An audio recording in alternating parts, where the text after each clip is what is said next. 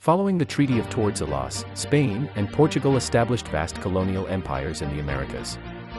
But beyond conquest and resource extraction, a critical component of their control was shaping the minds of the populace through education.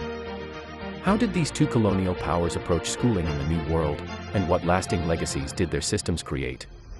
In Spanish America, education was largely spearheaded by the Catholic Church. The earliest efforts focused on evangelization through mission schools for indigenous populations, which taught catechism, basic literacy in Spanish, and vocational skills. For the colonial elite, the peninsulars and criollos, a more sophisticated system emerged quickly. Universities, like the prestigious Royal and Pontifical University of Mexico, founded in 1551, and the National University of San Marcos in Lima, established in the same year, were created to mirror European academic traditions. These institutions offered advanced studies in theology, law, and philosophy, solidifying a structured, ecclesiastical framework for learning that was designed to train the next generation of administrators and clergy. Meanwhile, in colonial Brazil, the educational landscape was almost entirely dominated by the Jesuit order for nearly 2 centuries.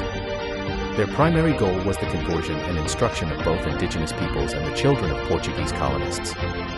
Unlike the Spanish model, which quickly established formal universities, Brazilian education under the Jesuits was often more practical in its orientation.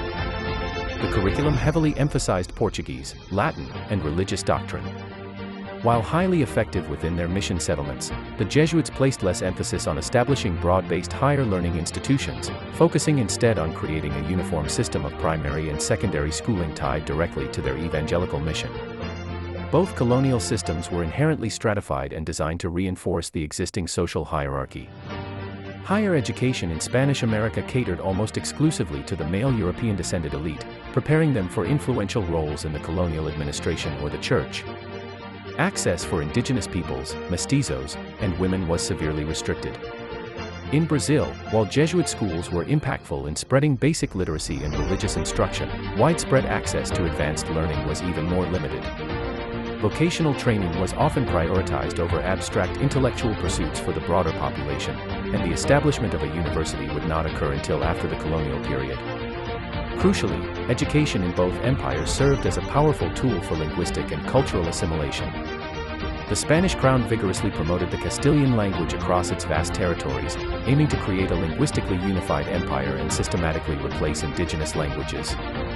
Similarly, Portuguese became the lingua franca in Brazil, pushed through the Jesuit school system.